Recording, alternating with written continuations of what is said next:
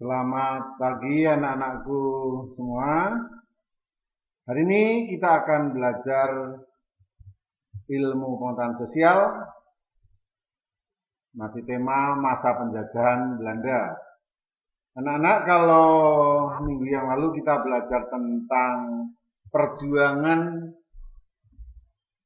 rakyat Indonesia di bawah para pemimpinnya di daerah masing-masing. Hari ini kita akan belajar mengenai perjuangan rakyat Indonesia dalam bentuk dan cara yang berbeda. Dalam bentuk dan cara yang berbeda seperti apa? Kita akan belajar hari ini dengan tema pergerakan nasional. Mari kita simak penjelasan hari ini. Nah, pergerakan nasional.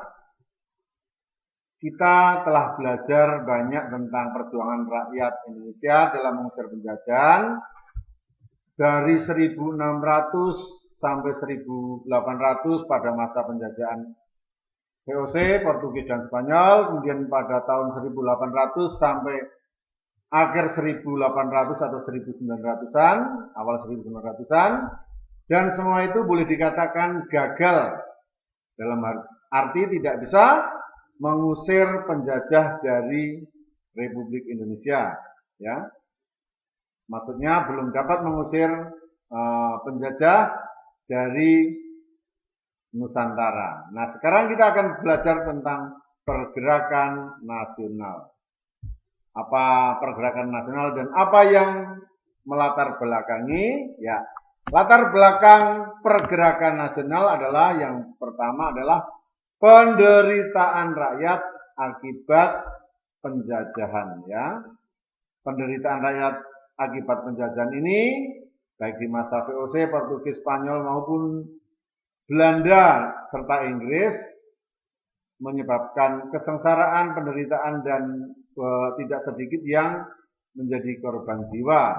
Nah, ini yang melatar belakangi munculnya pergerakan nasional, ya.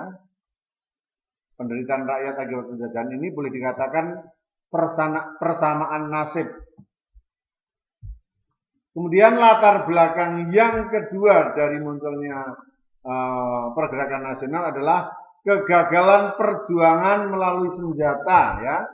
Senjata yang digunakan oleh rakyat di seluruh Nusantara adalah senjata-senjata tradisional, sedangkan penjajah menggunakan senjata yang lebih modern sehingga rakyat di seluruh Nusantara tidak bisa mengusir penjajah.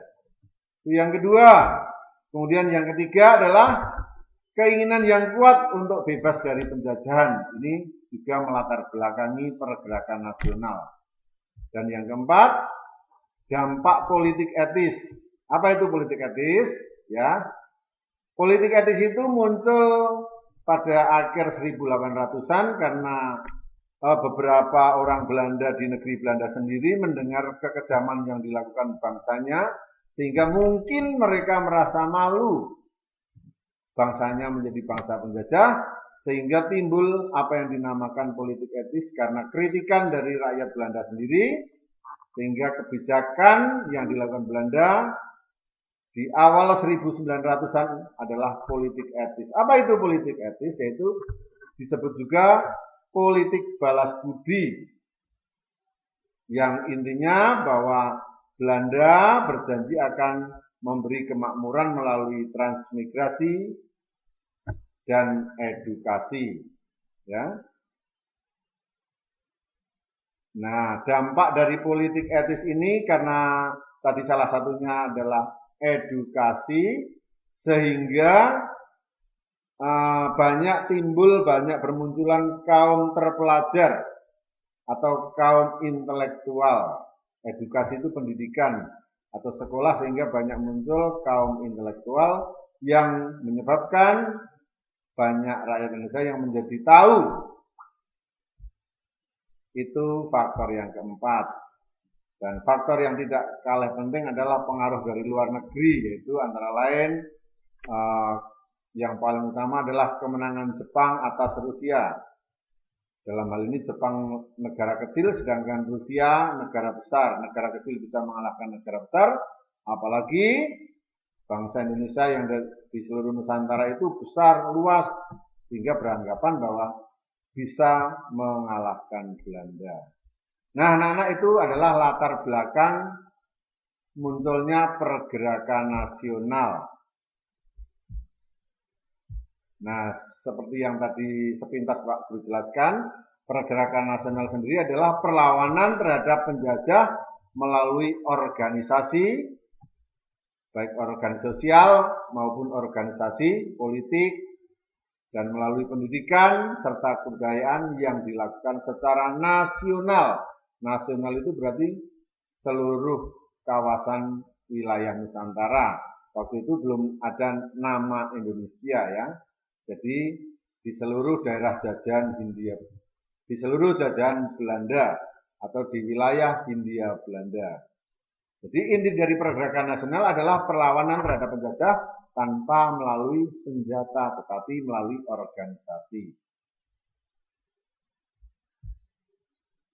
Nah, kita akan melihat perbedaan perjuangan yang bersifat kedaerahan dan perjuangan pergerakan nasional. Ingat, perjuangan yang bersifat kedaerahan berarti sebelum 1900, sedangkan yang bersifat pergerakan nasional adalah setelah tahun 1900, tepatnya 1908. Nah, sebelum 1908 itu perjuangan yang bersifat kedaerahan. Nah, sifatnya kedaerahan, artinya mementingkan daerah-daerah sendiri, memperjuangkan daerah sendiri. Perang Diponegoro hanya berjuang untuk kalangan rakyat di Yogyakarta dan Jawa Tengah. Kemudian Perang Padri hanya berjuang untuk rakyat di di Sumatera Barat. Kemudian Perang Aceh hanya berjuang untuk rakyat Aceh. Itu namanya bersifat kedaerahan. Sedangkan pergerakan nasional sifatnya nasional, berjuang untuk seluruh rakyat di wilayah Nusantara atau jajahan Belanda. Yang kedua, sebelum pergerakan nasional itu dengan perang atau dengan pertempuran secara langsung, sedangkan sifat pergerakan nasional melalui organisasi, tidak perlu pertempuran secara fisik. Perbedaan yang ketiga, kalau pergerakan sebelum pergerakan nasional, perjuangan sebelum pergerakan nasional itu tergantung dari pemimpin. Artinya apa? Kalau pemimpinnya tertangkap atau terbunuh, selesai. Seperti bermain catur, raja kena skakmat, ya udah selesai. Seperti perang Diponegoro ditangkap, dibawa ke Batavia, kemudian Manado dan Makassar, ya udah selesai perjuangannya. Sedangkan pergerakan nasional ini tidak tergantung pemimpin, tapi tergantung dari perundingan atau diplomasi dari para peserta atau anggota organisasi tersebut. Nah, kita lihat ini perjuangan senjata itu seperti ini suasananya ya, perang Diponegoro. Nah, suasananya seperti ini, situasi perang sehingga memakan banyak korban jiwa. Nah, sedangkan sifat perjuangan pergerakan nasional seperti ini. Suasananya hanya belajar, berdiskusi, kemudian rapat, dan mengkritik apa yang bisa diungkapkan lewat diskusi. Ini adalah suasana para mahasiswa Stovia yang sedang sehabis istirahat atau sudah belajar. Nah, apa yang pertama kali atau organisasi apa yang pertama kali berdiri, yaitu adalah organisasi Budi Utomo. Budi Utomo itu nama organisasi ya. Organisasi ini diprakarsai atau yang punya ide adalah Dr. Wahidin Sudirohusodo. Sedangkan yang melaksanakan atau yang mendirikan adalah Dr. Sutomo beserta para pelajar atau mahasiswa ya sebenarnya, mahasiswa Stovia. Didirikan pada tanggal 20 Mei 1908.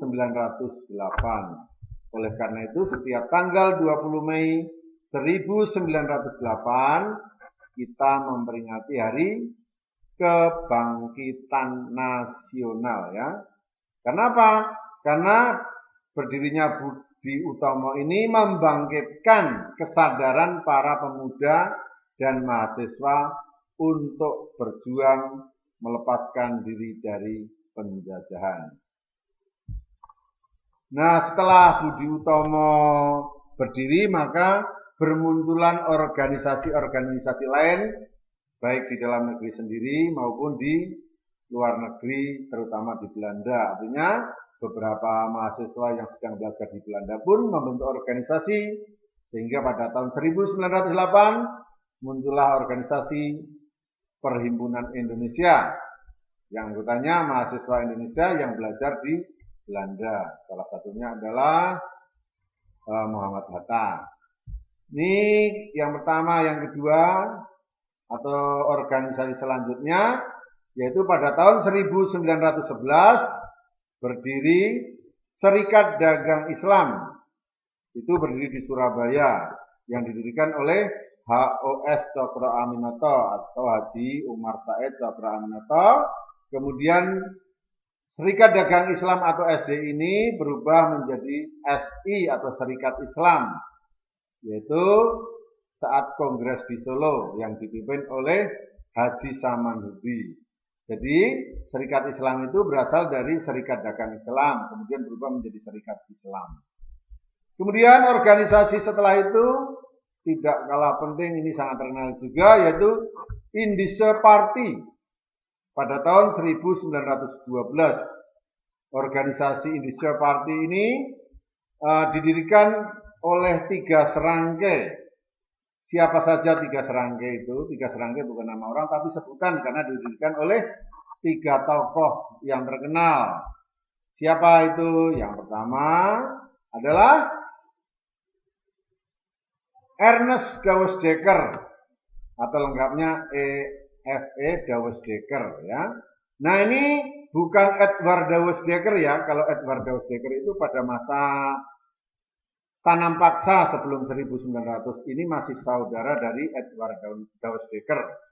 Ini Ernest Dawes-Dekker. Nama Indonesianya Danudirja Setiabudi ya. Ini keturunan Indo-Belanda. Yang kedua, Ki Hajar Dewantara atau nama kecilnya Suwardi Suryaningrat. Ini adalah bapak pendidikan atau tokoh pendidikan. Dan yang ketiga adalah Dr. Cipto Mangunkusumo. Ini nama dokter. Namanya pun diabadikan sebagai nama rumah sakit terkenal di Jakarta ya. 3 tokoh ini disebut 3 serangkai yang mendirikan Indische Party. Kemudian setelah itu pada tahun 1912 juga muncullah organisasi Muhammadiyah yang didirikan oleh Kiai Haji Ahmad Dahlan di Yogyakarta. Dan 1915 muncul organisasi Trikoro Darmo yang selanjutnya lebih dikenal dengan nama Jong Java. Organisasi ini lahir karena ketidakpuasan terhadap Budi Utomo yang hanya merekrut, yang anggotanya hanya lebih ke orang-orang yang kalangan elit atau kalangan darah biru. Nah, kalau Trikoro Darmo itu seluruh mahasiswa dari rakyat atas sampai rakyat jelata. Kemudian 1926 muncul organisasi Nahdlatul Ulama atau NU yang didirikan oleh Hasyim Asy'ari.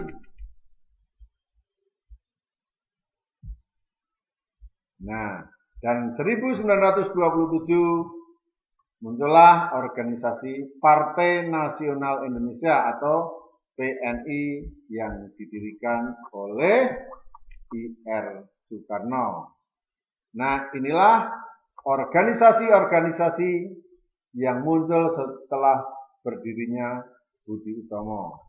Maka setelah 1908, sifat perjuangan bukan melalui perang lagi, tapi melalui organisasi politik yang bergerak di bidang politik, sosial, maupun kebudayaan, atau juga ada yang bergerak dalam bidang pendidikan, seperti Muhammadiyah, ini bergerak dalam bidang pendidikan. Kalau NU keagamaan, kalau PNI ini partai politik. Nah, organisasi ini lama-lama mereka menyadari bahwa perlu suatu wadah kegiatan yang bisa menyuarakan seluruh rakyat Indonesia. Maka pada tahun 1928, organisasi-organisasi pemuda di seluruh Nusantara berkumpul mengadakan kongres di Jakarta, dan hasilnya dikenal dengan nama Sumpah Pemuda. Jadi Sumpah Pemuda itu hasil dari Kongres Pemuda 28 Oktober 1928 di Jakarta. Nah, dengan Sumpah Pemuda itu perjuangan semakin mantap karena mereka, para pemuda di seluruh wilayah Nusantara, bersatu, kompak, tidak berjuang sendiri-sendiri. Nah, ini adalah gambar atau foto dari Dr. Wahidin, pencetus Budi Utomo, sedangkan ini sendiri Dr. Sutomo yang mendirikan Budi Utomo. Sedangkan ini adalah tokoh tiga serangkai. Yang dari yang paling terlihat kan Dawes Dekker, Ernest Dawes Dekker ya, jangan sampai salah. Edward Dawes Dekker, tapi ini Ernest Dawes Dekker atau Danu Joja Setiabudi. Nah, ini tiga serangkai. Nah, demikian pelajaran hari ini. Semoga